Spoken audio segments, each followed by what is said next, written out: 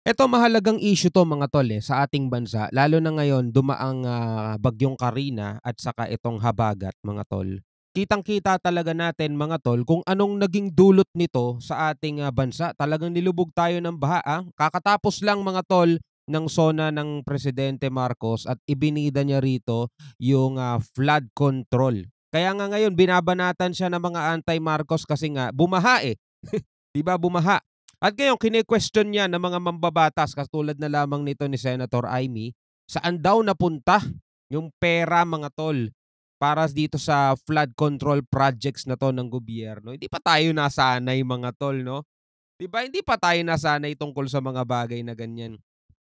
Paiimbestigahan kasunod ng malawakang pagbaha mga tol. Maraming dahilan kung bakit bumabaha mga tol. Unang-una diyan siyempre yung buhos ng ulan, 'di ba? Kahit naman ng embudo mga tol, kapag binuhusan mo ng biglaan 'yan, aapaw talaga 'yan, 'di ba? At kahit naman yung lababo mo, 'di ba, may mga binuhusan mo rin ng sobrang daming tubig ng biglaan, aapaw din talaga 'yan, 'di ba? So, babaha't babaha talaga, pero may mga flood control nga daw kasi, 'di ba? Alamin natin 'to mga tol, pag-usapan natin, bigyan natin 'to ng reaksyon and commentary.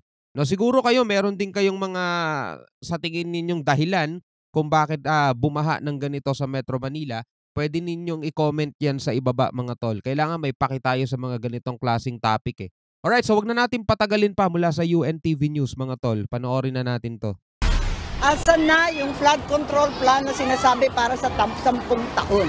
Yun. Baka naman kung ano-ano ang rine-report ninyo sa ading ko, baka iba-iba naman ang rine-report ninyo sa presidente. Wag naman. Iyan ang panawagan ni Senator Amy Marcos matapos ang mapaminsalang pagbaha na naranasan sa Metro Manila at karating probinsya dahil sa matinding pagulan na dala ng habagat na pinalakas ng bagyong Karina. Anya, itigil na muna ang turuan kung anong sanhi ng matinding pagbaha at dapat nang solusyonan ang flood control projects lalo na't panahon na ngayon ng tag-ulan. Dismayado ang presidential sister dahil mahigit 400 bilyong piso umano ang nilalagak ng mga mambabatas para sa Department of Public Works and Highways o DPWH. Grabe 'no? 400 bilyon, grabe.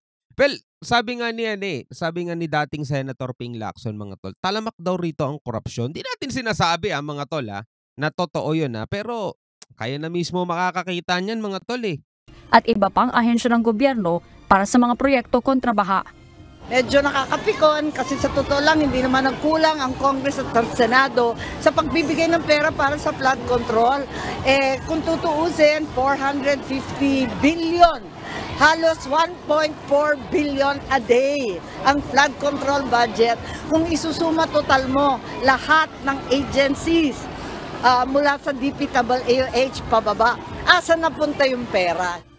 Magpapatawag ng Pero kung magfo-focus tayo do'n mga tol, magfo-focus tayo do'n sa bilyon-bilyong, halaga mga tol ng budget para dito sa flood control. Makikita mo talagang puwede na nilang solusyonan, 'di ba? Kung hindi lang sana alam mo na, napupunta sa bulsa ng iilan, pero puwede na talaga nilang masolusyonan 'yan, matinding pagbaha mga tol. Pero meron din kasing isa pang problema, 'di ba? Una-una yung pagdami ng populasyon ng mga tao na dumadagsa dito sa Manila, 'di ba? At siyempre katumbas nun mga tol yung pagdagsa rin ng mga basura na dekada-dekada na mga tol problema 'yan. Kahit balikan mo yung mga report, eto tingnan natin mga tol, Halimbawa eto mga tol, eto 11 taon ang nakalipas. Ayan, 11 years na ang nakalipas, News 5, ayan, basura sanhi ng baha, 'di ba?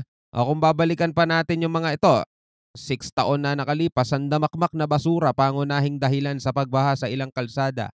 O 'di ba? 11 taon nang nakalipas, basura isa sa mga dahilan ng baha sa Baguio City. Mga tol, alam niyo na, isa sa mga dahilan kung bakit parang nawawalan ng kuwenta yung mga flood control kasi barado. 'Di ba? Barado ng basura mga tol. Sino ba may kasalanan bakit may basura mga tol? Siyempre mga tao rin na walang disiplina, 'di ba? O sino bang napeperwisyo? Sila-sila rin mga tol.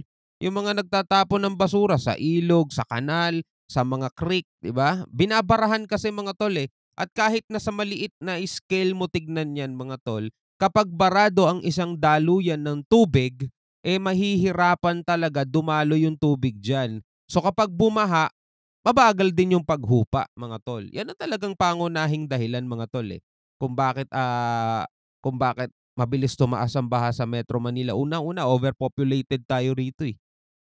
Basura. Pero yung budget ng gobyernong ibinibigay para dun sa flood control, pwede na rin yun pambayad sa mga maglilinis ng basura, eh. Pero kahit na linisin mo, tanggalin mo yung basurang yun, araw-araw naman ganun din katonelada ang basurang papalit, eh balewala pa rin, mga tol, eh. Ang kailangan talaga diyan disiplina ng mga tao, 'di ba? Tuloy natin. Si Senator Bong Revilla bilang chairperson ng Senate Committee on Public Works sa oras na matapos ang rescue and cleanup operation sa mga apektadong lugar. Anya, hindi na dapat maulit ang nangyaring pagbaha ngayong nakita na ang matinding epekto at abala ng habagat. Ayon kay Senate President Francis Cheese Escudero, layo ng investigasyon na malaman ang kasalukuyang lagay ng flood control system sa bansa at makagawa ng solusyon para maprotektahan ang publiko mula sa matinding pagbaha. Yung mga flood control system, barado rin ng basura malamang yung mga yun. Anya, hindi katanggap-tanggap ang paulit-ulit na epekto ng pagbaha sa mga komunidad. Sabay tanong kung ano nang nangyari sa infrastructure program ng administrasyon. Ipinunto rin ng senador na aabot sa 255 billion pesos ang inilagak na pondo para sa flood control projects ng TPWH sa ilalim ng 2024 national budget na mas malaki pa niya sa pondo ng ibang sektor gaya sa irigasyon, pagpapatayo ng mga bagong ospital at maging panukalang budget para sa Departments of National Defense at Social Welfare and Development. Harleen Delgado. Diba ito, tingnan natin, imagine niyo mga tol, diba? Meron tayong mga flood control projects dyan, diba? Daluyan sana ng tubig yan. Pero syempre mga tol, kapag malakas ang ulan, yung tipong sa iloob ng 24 hours, ibubuhos mo yung ulan na pang 3 linggo. Alam mo na talagang ano yun, apaw talaga yon, mga tol. Apaw na apaw talaga yon, parang inidorong may barang tubol. 'Di ba? Apaw talaga yon.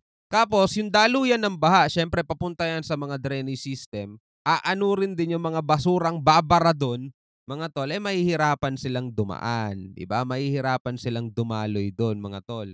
Tapos sabayan mo pa, nahihirapan na yung tubig dumaloy doon sa mga drainage system nila dahil barado ng basura. Eh mapupuno na yung mga dam.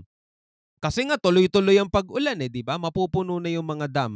Kailangan mag-release 'yun kasi baka masira yung mga dike nila, mga dike. 'Di ba? Pag nasira 'yon, talagang mas matinding problema 'yon, 'di ba? So magpapakawala ng tubig ngayon yung mga dam kasi sumosobra na yung level ng tubig nila. Dadagdag ngayon do'n sa mga tubig na hindi na makadaloy. Eto sa isang sa isang balita, mga tol, eto. Unti-unti nang nadaraanan ulit ang ilang kalsada sa Maynila na nagmistulang ilog dahil sa baha kahapon. Live mula sa Maynila. Anong dahilan? Nasa ng balitang yan, si Camille Samonte. Camille, anong sitwasyon dyan?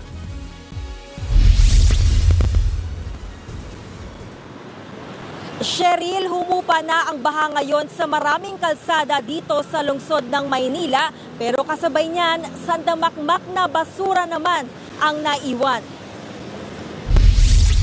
Tone-toneladang Tingnan niyo yan, oh. Sa tingin niyo makakadaloy ng maayos ang tubig diyan kung ganyan karami nakabara?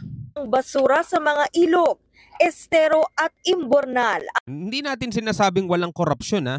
O hindi natin sinasabing walang korupsyon. Malamang sa malamang meron 'yan.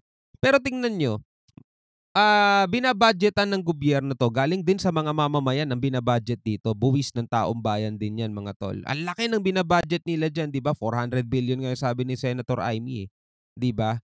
Pero kahit na mag-budget sila ng bilyon-bilyon para linisin 'yan, araw-araw ganyan din karami ang papalit diyan dahil sa walang disiplinang pamumuhay nating mga tao dito sa Pilipinas, mga tol. Eh anong mangyayari do'n, 'di ba? Kumbaga para kang naglalagay ng tubig sa isang butas na timba, 'di ba? Walang mangyayari. Ang nakakot ng MMDA kasunod ng pananalasa ng masamang panahon kahapon. Ang mga basurang yan, isa sa mga dahilan kung bakit mabagal humupa ang baha sa lansangan. Ayon sa MMDA, gumagana naman ang 71 pumping stations nila na nakakalat sa Metro Manila, pero nasira ang isa sa May Libertad, Pasay. Ito ang nakikita nilang dahilan kung bakit binaha ang ilang lugar sa Pasay at Makati City.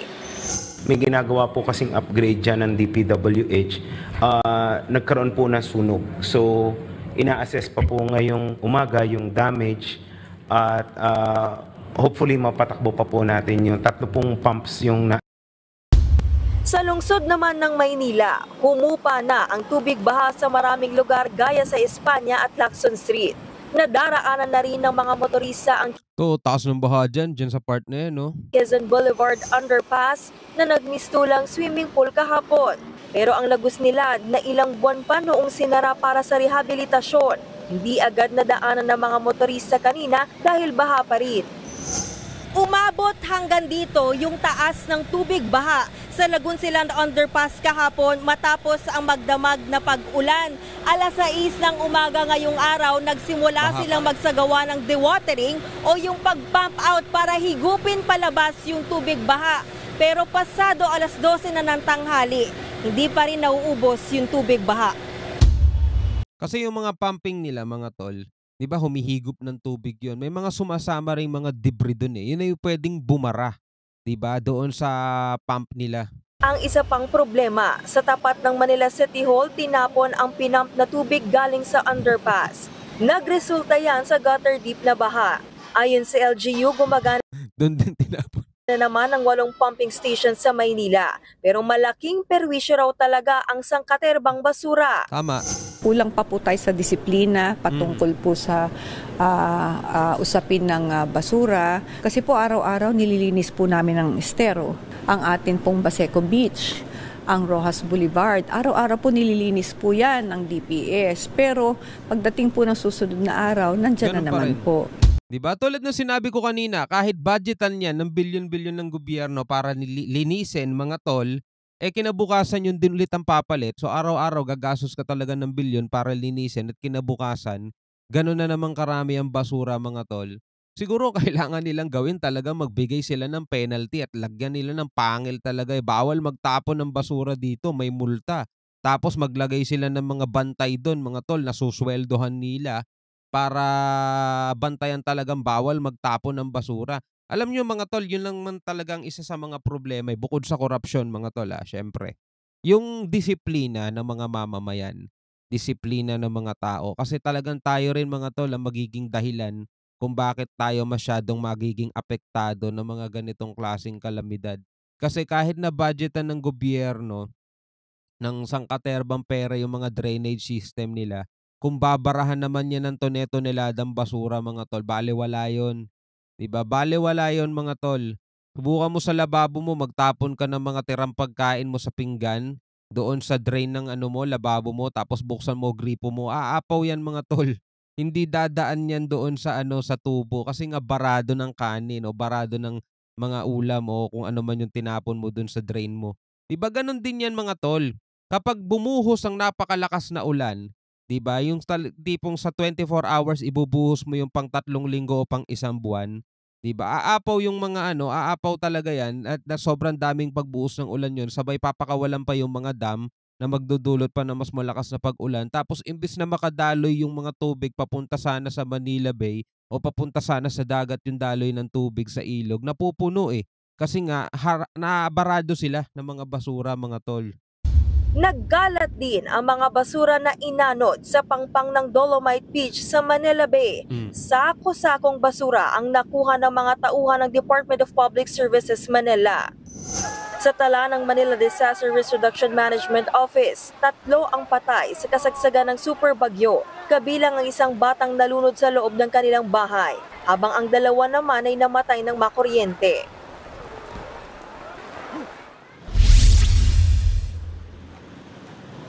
Cheryl, natapos na yung paglilinis ng Lalagos Nilang Underpass at binuksan na nga ito ngayon para madaanan ng mga motorista. Kaya naman, mabilis na ang daloy ng mga sasakyan dito sa Padre Burgos. Samantala, magbabalik naman na bukas yung pasok ng mga empleyado ng Manila City Hall. Alright mga kapatid, yan nakita natin. Ikaw, sa tingin mo, ano ang isa sa mga dahilan o ano ang dahilan ng matinding pagbaha dito sa Metro Manila mga tol? Actually, yung pinakita nating problema, eto kung babalikan ulit natin mga tol. Yan yung problema natin, dekada na yan eh. 11 taon na nakalipas 11 years na nakalipas mga tol.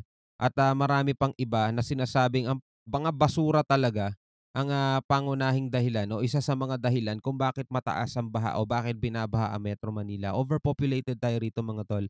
tas wala pang disiplina ang mga tao basta kung makapagtapon na lang diyan sa kalye. 'Di ba may mga nakikita nga tayo nakakotse pa yun, 'di ba bubuksan yung bintana sabay may itatapon na baso, may itatapon na basura sa bintana nila. Bastos yung mga gano'n mga tol. Wala mga moda at walang mga pinag-aralan 'yun, 'di ba? Dapat kung may basura ka, huwag mo munang itapon, hanap ka ng mapagtatapunan mo. Kaya kung saan ka papunta, uwi mo na lang do'n mo sa bahay ninyo itapon 'no, 'di ba? Tapos ilagay mo sa maayos na basurahan, hintayin mong dumating yung truck na magtatapon ng basura. Hindi yung kung saan-saan mo na lang itatapon sa kalye, 'di ba? Dagdag ka rin sa perwisyo, eh. Anyway, hanggang dito na lamang tayo mga kapatid, 'no? Puwede kang magbigay ng komento sa ibaba. Hanggang sa muli, ako nga pala si Shobaldi. Peace out.